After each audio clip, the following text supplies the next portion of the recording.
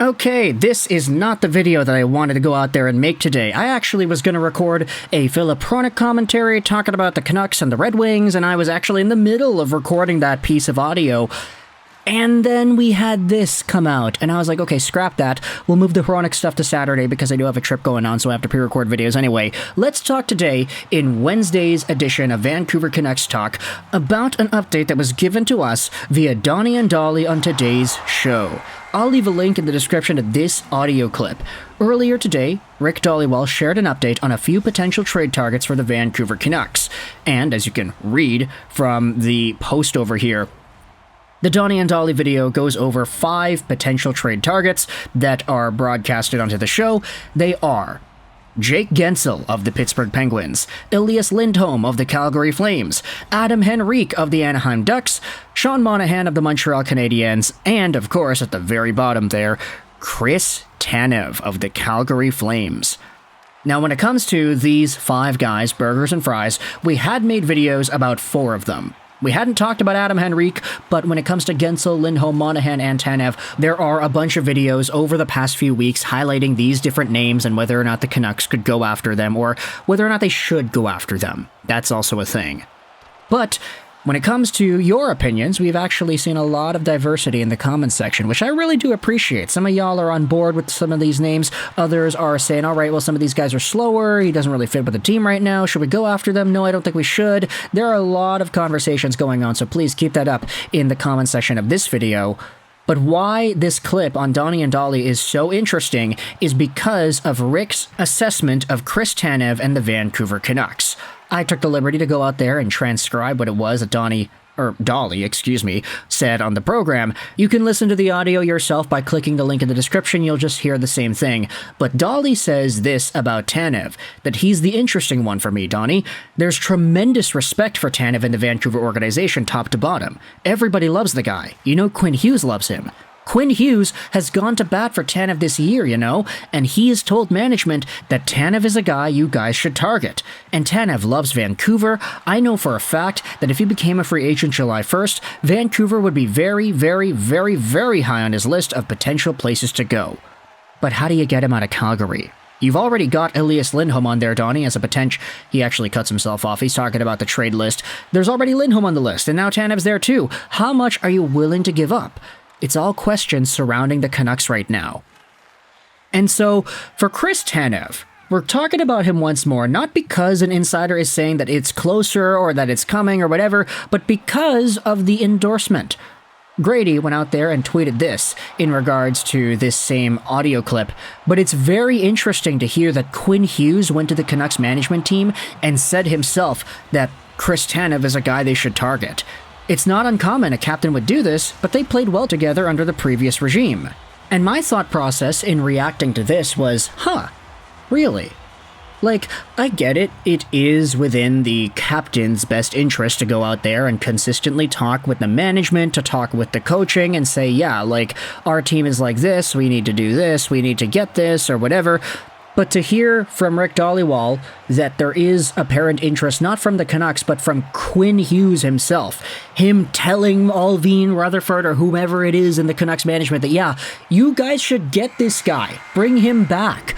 That's crazy to me. Maybe because we're just not really used to having these kinds of things leak into the public media. Like, of course, hypothetical situation. Let's say the Canucks traded for Austin Matthews tomorrow. Canucks media people would ask the team and they'd be like, yeah, we know Matthews is a good player. It's amazing to have gotten him. We've always wanted to play with him. Something like that. But this is kind of different because it's a guy in Tanev who we all kind of expect is going to be on the move at some point, either in the offseason or in some kind of trade capacity already.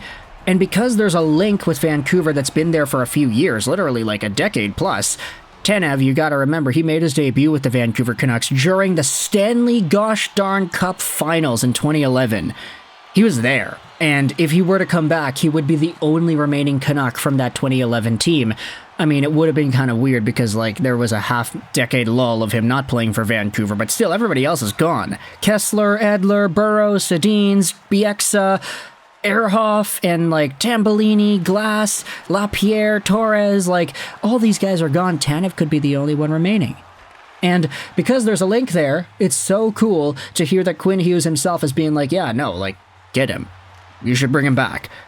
Tanev this season has himself 9 points in 44 games played, on pace for about 16 on the year, but of course we recognize that that's not really the role that he's gone out there and dedicated himself to playing. He's always been a shutdown guy, he's always been a defensively minded guy, he's always been a shot-blocking guy, and he's had multiple games this season where he has just gone completely ham with the shot blocks. I think he's got the record this season for most blocks in one game, which was like 10?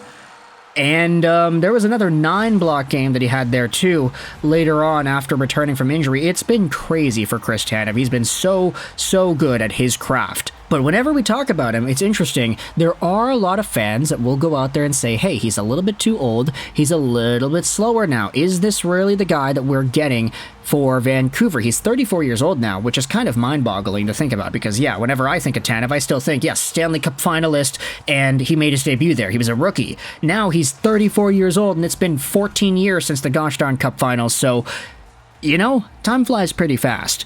And sure, Chris Tanev now is not the same Chris Tanev that was playing in Vancouver all those years ago. He's 4 years older. But does that diminish whatever value that he has? I mean, he's still good, and he can still block shots, and he can still play well defensively, and he can still be a penalty-killing guy, and he's been doing that in Calgary the past few years. He had a 28-point season 2 seasons ago.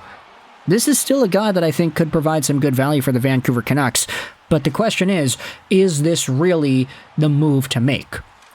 Because a bunch of the replies and that Donnie and Dolly video asked the question if the Vancouver Canucks should really be going out there and getting themselves a depth defenseman to play in their bottom pair. Because let's face it, you've got Myers, you've got Hronek, and you've got Tanev. These are 3 guys all on the right side, and I guess you could say there's Noah Juleson and a few other guys there that are rotating around too. But if you get Chris Tanev, are you going to play him more than Myers? Are you going to play him in a position where he is one of the most utilized players in the penalty kill? I mean, I'll say this right here. He's playing about 20 plus minutes a night in Calgary every night, and there are a few nights where he's up at 23, 22 minutes. So this is a player who can handle a workload like this, where he is a top 4 defenseman. But would you want to go out there and put a name like Tyler Myers on your third pairing when he's making $6 million a year? Money probably shouldn't be the first thing you look at when you acknowledge where you play your defenseman, but still, it is a point to be known. Furthermore, is this really the guy the Canucks should be targeting at $4-something million a season, or should they be instead going more so after a top 6 forward? Is it more valuable for them to get a guy like Elias Lindholm, who would provide some secondary scoring and a very good rounding out talent in that second forward line, rather than getting a Chris Tanev whom the Canucks could place on the second pairing or the third pairing if they really wanted to do something? Or if you wanted to say, hey, put him on the first pair, have Quinn Hughes, Tanev, Hronek, and Zadorov, I guess. And then when Carson Soucy comes back, you got Cole, Myers, and Soucy rotating around in the bottom of the lineup. Like, there are options here. And if Quinn Hughes himself is advocating for this acquisition, then honestly, it's one that I kind of listen to, because if Captain Quinn says something, you know, the guy's really smart, he's got a good head on his shoulders, he's a very articulate dude. If it's Chris Tanev he wants the Canucks to go out there and get, then okay, I'm kind of on board. Not that I was ever not on board in the first place, but I do acknowledge there are commenters on my YouTube videos who say, yeah, no, it's probably not the best idea, but whatever. Let me know your thoughts in the comments as to whether or not this opinion has changed. If you were always on the Chris Tanev train, if you were a little bit more pessimistic about it earlier on, if now you're interested in getting Chris Tanev, is he the main guy? Especially amongst the 5 names that we had talked about from the Donnie and Dolly video, alongside of Elias Lindholm, Sean Monahan, Adam Henrique, and Jake Gensel.